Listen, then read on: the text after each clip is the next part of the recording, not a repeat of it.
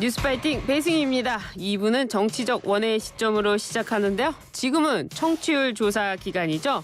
02로 시작되는 전화 2000번대 꼭 전화가 오면 받으셔가지고 뉴스파이팅 배승희입니다. 잘 듣고 있다고 꼭 참여해 주십시오. 그리고 이 기간에 샵 0945 우물 정자에 0945 방송 응원 문자나 청취 인증 문자 보내주시면요. 추첨을 통해 커피 쿠폰을 드리는데요. 글쎄요. 문자가 하나도 안 온답니다. 여러분 샵 0945 문자 좀 보내주세요. 알겠습니다. 예, 사실은 문자 많이 오고 있어요. 네. 오늘 2부 최재성 전 청와대 정무수석 모시고 이야기 나눠보겠습니다. 안녕하세요. 안녕하세요. 네, 항상 오시는 길이 멀고 험하죠. 뭐 길이 또 좋아져. 아, 길이 좋아졌군요. 예. 그리고 또 여의도로 언제 가셔야 되는데 가시겠죠? 네. 알겠습니다. 이번 질문 드리겠습니다. 윤석열 대통령이 워싱턴 나토 정상회의를 마쳤습니다. 대통령 순방 이후에 지지율이 소폭 반등을 했는데요. 이번 정상회의의 참석과 그리고 지지율 소폭 반등의 의미 이거 좀 함께 설명해 주시죠. 우선 지지율은 뭐 큰 의미가 없고요. 아, 의미가 없군요. 네. 왜 의미가 없죠? 뭐 조사마다 네. 그러니까 오차범주내라는 거. 아, 또 이제 조사의 신뢰도라는 예. 게 신뢰 구간이 있잖아요. 아, 네. 1.2% 정도는 이런 이제 뭐 외교나 순방과 같은 일이 없어도 늘 있을 수 있는 네. 폭이거든요. 그래서 그건 그 오차범주 내에는 의미가 없다는 얘기입니다. 예. 그래서 문제는 이제 대통령 이 국정운영에 대한 지지율이 2말 3초. 2말 3초. 요 30% 전후에서 예. 계속 횡보하고 있다는 게 그게 이제 특징적인 거라고 보고 싶고요. 네. 순방으로 반등했다. 이거는 조사나 통계 네. ABC를 아는 사람이면 그거는 아니다. 지나친 얘기다. 지나친 얘기다. 알겠습니다. 이 여론조사는요. 여론조사 전문 회사 리얼미터가 에너지경제신문에 의뢰해서 지난 8일부터 12일 조사 방법은 무선 97%, 유선 3%, 자동응답 조사 전화, 자세한 사항은 중앙선거 여론조사심의위원회 홈페이지를 참조하시면 되는데요. 전주 대비 1.2%포인트 상승한 32.3% 긍정평가가 나와서 말씀을 드렸습니다. 오히려요. 네.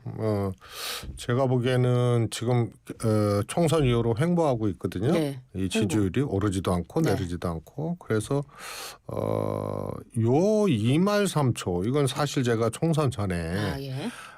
2말 3초가 될 것이다 라고 했는데요. 예측 그대로. 요게 이제 또 무너지느냐 예. 아니냐가 굉장히 이 중요한 포인트입니다. 그래서 뭐 2중 2말 이렇게 이제 또 내려간다 만약에 그러면은 그거는 굉장히 하여튼 중대한 문제가 여론에서 발생을 했다 이렇게 보고 싶고요. 예. 완전히 좀 다른 상황이 오는 거죠. 지금 이제 30%라는 것은 그야말로 보수층 그리고 대통령이 국정 운영을 하면서 아주 최소한의 에너지거든요. 근데 요게 이제 무너지느냐 안 무너지느냐. 근데 만약에 이것이 흔들렸다. 그러면은 그거는 꽤 이제 어려운 상황이 또 초래가 되는 거고 국면 자체가 완전히 좀 바뀌게 될 겁니다. 어려운 상황이나 국면 전환이라는 것은 지금 민주당이 이야기하고 있는 뭐 탄핵 이런 거 말씀하시는 걸까요? 탄핵 문제는 이제 나오면 좀 길어지는데 짧게. 사실은 이제 요즘에 보면은요. 저는 특히 이제 민주당이 탄핵에 대해서 우회적으로도 섣불리 얘기하면 안 된다라는 입장이거든요. 그러세요? 예. 탄핵은 뭐 국회에서 진행할 수 있는 절차임은 분명한데 사실은 국민적 요구가 아주 명확하고 뚜렷하고 아주 거칠 때 그때 할 수 있는 거기 때문에 탄핵도 법적인 요건과 절차하고는 좀 다르게 이것도 국민이 명령하는 것이다. 그래서 이것을 민주당이 선도하거나 끌고 나가는 것은 정치적으로도 그렇고 민주당에도 득이 안 된다고 저는 생각을 했기 때문에요. 그러나 하여튼 탄핵이라는 것이 징조도 그렇고 시그널도 그렇고 우회적인 표현도 그렇고 또 탄핵 뭐 집회도 그렇고 예. 그래서 이런 탄핵 청문회도 있고 예. 청원도 있고 그래서 대통령 탄핵이라는 것이 조금 이제는 좀 뭐라 그럴까요?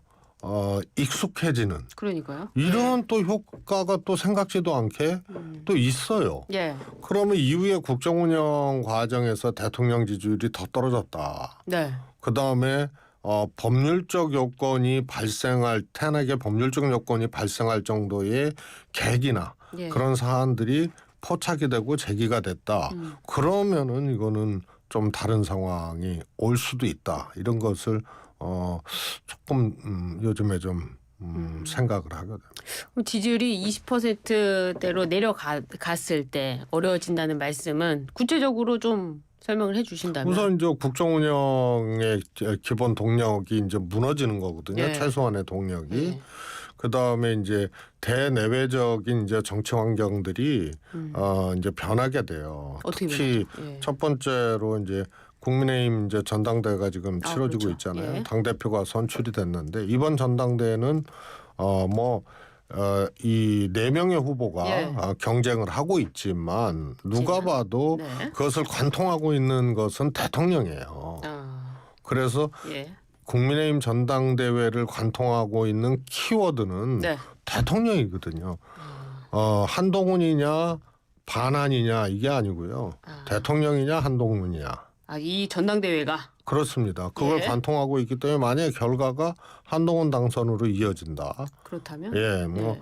박지원 의원님은 입장을 바꿔서 네. 어대한 아니다 했다가 지금 어대한으로 다시 바뀌었군요. 다시 바뀌었는데 네. 저는 처음부터 어대한이었습니다. 네. 뭐 근거는 뭐 여러 가지가 예. 있지만요. 그래서 인위적으로 정치인들, 국회의원들이 작동해서 할 정도로 네. 영향을 줄 정도로 전당대회의 책임당원 숫자, 네. 투표권을 갖고 있는 이게 양이 엄청나게 많아졌기 때문에 민주당도 마찬가지지만 과거 이제 대의원 투표라든가 권리당원이 소수였을 때 예. 이때 이제 영향을 미칠 수 있었던 현역 의원들의 이 뭐 추이나 이런 것들이 거의 작동하기가 어려운 상황이기 때문에 어대한이다. 그렇게 되면 이건 뭐냐면 네. 한동훈 출마는 전쟁이다. 전쟁이다. 한동훈 그렇죠. 이 당선은 이 전쟁으로 이제 예. 이제 균열이 일어나고 예. 쉽게 말해서 이제 정치적 공멸을 예고할 수도 있는 거거든요. 이런 상황과 맞물려서 대통령 지지율이 떨어졌다. 네. 더 떨어졌다 그러면은 이게 엄청난 이제 변화가 오는 거죠. 민주당에서 하고 싶은 걸 다 할 수 있다. 뭐 하여튼 국민들이 조금 더 거세게 이래서는 안 된다.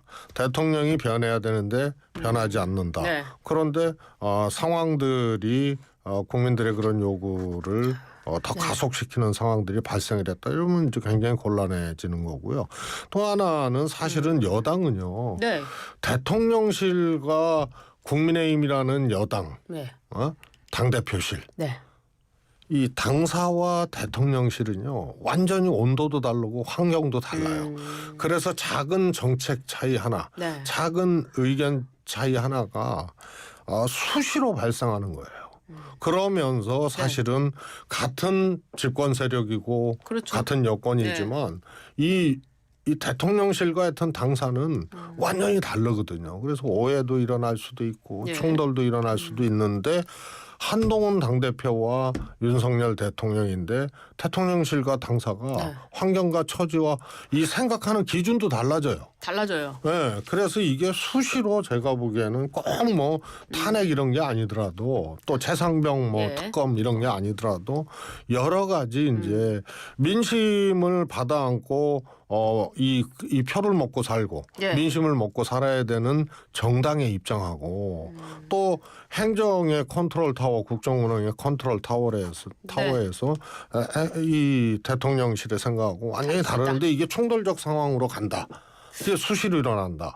그러면은 이게 엄청 어려워지는 거예요. 만약에 그렇다면요. 이번 주 19일 금요일에 윤석열 대통령 탄핵소추 청문회가 있습니다. 한동훈 후보가 이 김건희 여사 모녀의 증인 출석을 하라 이런 입장을 낼까요? 저는 뭐 탄핵 청문회를 뭐 해야 되는지에 대해서 저는 조금 민주당하고 좀 다른 견해를 갖고 있기 때문에요. 그래서 이제 뭐 증인 출석은 탄핵 청문회의 이제 시비 그 다음 문제이기 때문에 저 개인적으로는 뭐 탄핵 청문회를 지금 민주당이 해야 되는지에 대해서 다른 견해를 갖고 있기 때문에 뭐 출석 안 하겠죠, 당연히. 안 하겠죠. 알겠습니다. 이거 뭐 그렇게 넘어가기로 하고요. 그러면 좀 관심이 많은 그 미국 트럼프 전 대통령 피격 사건 좀 여쭤보도록 하겠습니다. 이 정치 테러가 일어나고 있는데요. 우리나라도 뭐 정치 테러 좀 일어나고 있지 않습니까? 어제는 뭐 전당대회에서 싸움도 일어나기도 했는데 이런 식의 그 어떤 정치 테러 일어나는 이유 좀 종합적으로 한번 살펴볼까요? 사실 미국도 그렇고요.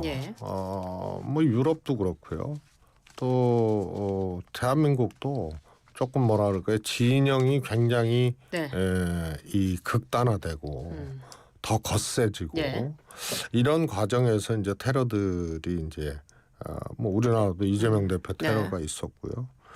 그래서 이런 것들이 조금 더 빈번해지거나 아주 격렬해지는 것 같은데요. 사실 미국은 또 대통령이나 대통령 후보에 대한 테러가 우리나라보다 훨씬 더 많았거든요. 오래전부터 있었죠. 총기도 있으니까. 그래서 뭐 그렇죠. 그래서 이제 하나의 그 독특한 현상 문화였었는데요. 뭐 하여튼 이런 걸 저런 걸 떠나서 정치 테러나 이런 것들은 바람직하지 않은데요. 특히 우리나라처럼 조금 이런 것에서 조금 그래도 조금 자유로웠던 이런 나라에서도 테러들이 이제 막 일어나는 거 이런 것은 결국은 관통하고 있는 진영의 대결 또 정치가 또 그런 것을 일종의 이제 그렇죠. 부추기는 이런 것의 결과로 귀결되어지는 것이 아닌가 싶습니다. 그렇군요. 알겠습니다. 국민의힘 소식 한번 여쭤보겠습니다. 드디어 왔습니다. 자, 이제부터 시작입니다. 국민의힘의 그 혼대의 전대 와중에 장애 설전이 있었는데요. 홍준표 시장이 한동훈은 지금 유승민의 길로 가고 있다. 이렇게 유 전 의원을 배신의 사례로 언급을 했습니다. 그러니까 또 유승민 전 의원은 홍준표는 보수의 수치다. 탐욕의 화신이다. 이 장애 설정. 홍준표 대 유승민, 유승민 대 홍준표 어떻게 보셨습니까? 뭐 사실은 이제 뭐라 그럴까요? 지금 이제 전당대회 당대표를 선출하는 전당대회 국면에서 이제 조연으로 등장한 두 분의 이제 충돌이거든요. 그래서 저는 이제 홍준표 시장님은 제가 뭐 몇 번 얘기를 했습니다만 홍준표 시장님이 저격하는 사람. 저격하는 사람. 그것도 매우 세고 거칠게 저격하는 사람의 공통점을 보면은 있습니까? 잠재적 대선 후보거나 유력한 대선 후보거나 뭐 이런 사람들이에요. 그래서 다 털고 나면 국민의힘 대선 후보는 홍준표만 남는다. 그러니까 본인에게 경쟁자인 사람들을 일단 쏘고 본다. 그렇습니다. 지금 다 그랬잖아요. 그러네. 그럼 한동훈 후보를 지금 계속 싸웠잖아요. 본인의 경쟁자로. 그게 뭐 우연의 일인지 몰라도요. 그게 관통하고 있어요. 홍준표 대표 입장에는. 그전에는 윤석열 지금도 대통령. 한동훈을 까기 위해서 또 유승민을 또 끌어들인 거 아니에요? 그런데 유승민 후보도 뭐 아시지만 이제 대선 경선에 참여를 했었고 또 상황이 어떻게 달라지느냐에 따라서 대선 후보로 또 뛸 수 있는 사람이고 그런 의지를 또 갖고 있는 사람. 나경원도 그랬었어요. 그러네요. 근데 지금 한동훈 후보가 세니까 또 나경원은 또 잠깐 휴전. 밀려군요. 다 그렇게 된 거죠. 그러니까 이게 일타쌍피네요. 쌍피 정도가 아니죠. 그러면요. 한 3피 정도 되나요? 뭐 숫자마다 다 해당되는 거니까요. 그러니까 한동훈은 지금의 유승민으로 가고 있다. 일타쌍피가 한동훈도 방송에서 쓰기 어려운 용어인데 적절하네. 이게 고속스러운 용어입니까? 죄송합니다. 한 발로 2방을 쐈다. 뭐 2방 정도가 아니고요. 뭐 계속 쏴대는데 나중에 보면은 다 대선 후보예요. 하여튼 따발총으로 막 쏘고 있다. 알겠습니다. 그래서 국민의힘은 어떻게 됩니까? 홍준표 시장의 정치적인 이 저격 네. 이걸로 놓고 보면 네. 후보는 홍준표면 남는다. 대선 후. 그 홍준표 시장 입장에서는 뭐 일석몇조의 효과를 보는 거네요. 뭐 이 시대에 아주 뛰어난 네. 정치 마케터 중에 네. 한 분이신데 네. 사실 내용이나 방식 네. 이런 걸 봤을 때 좋은 모습은 아니죠. 좋은 정치는 아니죠. 네. 그럼 앞으로의 예상에서 국민의힘 전당대회 한동훈이 된다고 말씀하셨잖아요. 네. 그러면 이제 한동훈 후보가 이제 당선이 됐을 때 국민의힘 2차전 전쟁 여기에 또 홍준표 시장도 가세가 될까요? 뭐 당연히 뭐 그분은 대구시장보다는 예, 그렇죠. 중앙 정치를 하고 있는 것 같은 착각을 온 국민에게 주고 있는 그런 정도로 하고 있기 때문에 예. 홍준표 대표의 기관총은 신랄이 없을 것이다. 쪽 얘기를 하면 안 된다는데 화살이라고 할까요, 그럼?